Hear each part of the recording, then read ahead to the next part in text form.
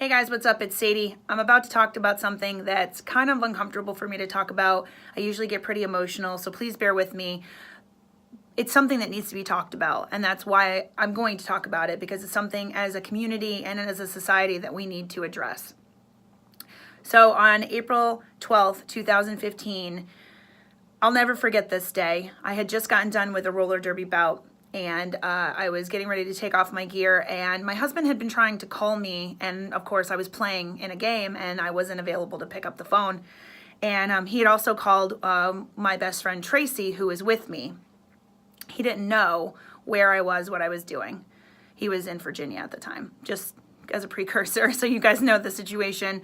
So Tracy called him back. I was trying to call him back at the same time, but he got Tracy first. I could tell something was wrong with Tracy when she was talking to him, and she was kind of in disbelief, and she kept covering her mouth to talk, and I couldn't understand why. And I kept being like, what's going on? What's going on? Tell me what's going on. And she was just sort of like, hold on, hold on. So she was trying to gather the information, and after she did, she hung up the phone with Nathan, and I was like, what is going on? Tell me what's going on. What is Nathan talking about? And I remember looking at her, and she had her mouth covered and her eyes were watery. I'm going to get emotional. And she said, Heidi is dead. And I went, what? Like, really? Come on. And she moved her hand from her mouth and she said it again, Heidi's dead. I still had most of my gear on. I had my skates on. I immediately, and I'll never forget this, I leapt to my feet. I was on my toe stops, on my toes, and I was like, what? No. And I started screaming no, over and over and over and over again. Mind you, this is a skating rink full of people. There's probably 100, 200 people in this place. It silenced.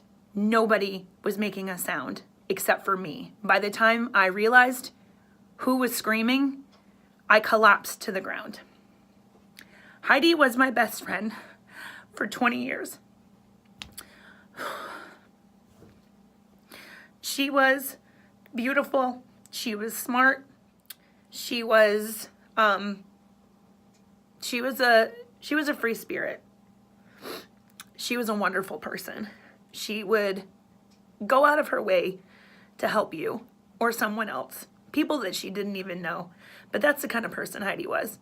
And I don't just say that because she was my best friend, and I don't just say that because she's gone. She really was that person. She met my friends, Tracy being one of them, and they instantly loved her. To know Heidi was to love her, because she just didn't have a mean bone in her body, and she would give you the chance to prove her wrong if you were not a good person. I lost a part of myself that day.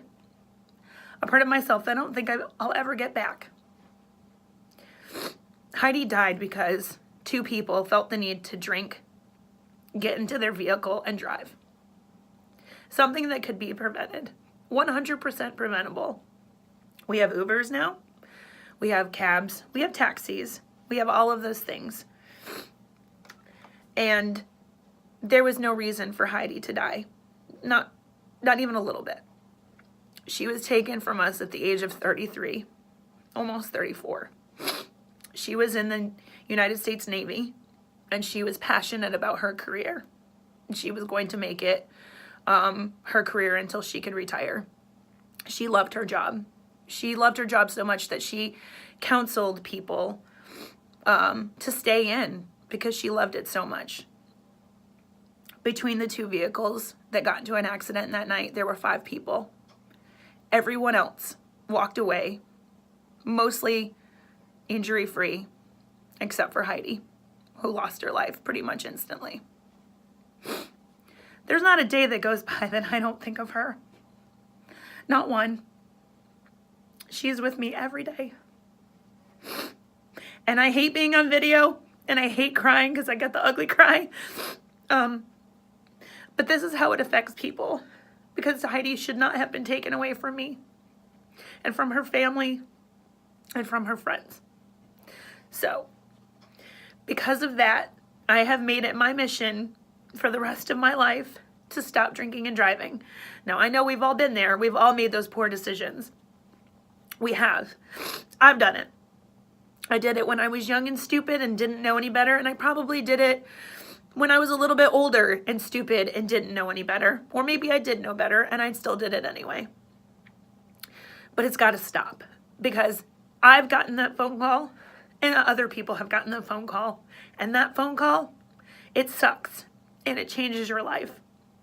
So that's why I am participating in Walk Like MADD on April 14th. And I hope that you would join me and walk like mad with me, because I'm angry. I'm angry every day. And I'm sad every day, because I lost somebody I loved more than I can ever tell you how much I loved her. It affects me every day. Every day. The decisions I make are because of her. I live life more now. I make better decisions now. And maybe that's a lesson I needed to learn, but I don't want anybody else to have to go through that. So please join me, Walk Like MADD 2018, and I will be doing this from here on out the rest of my life, because I've got to make this stop. Somebody's got to make a difference. And I'm one person and I need help. So again, please join my team. I've named it Heidi's Heroes, just for Heidi. I'd love for you to join us. If you can't join us, please make a donation. All of the proceeds go to Mothers Against Drunk Driving. I am a mother and I am against drunk driving from now until the rest of my life. Again, sorry for the emotional display. Sorry for my ugly cry face. But I just need people to see how hard it is to lose somebody to something that's preventable. Done, rant over. Thanks for watching.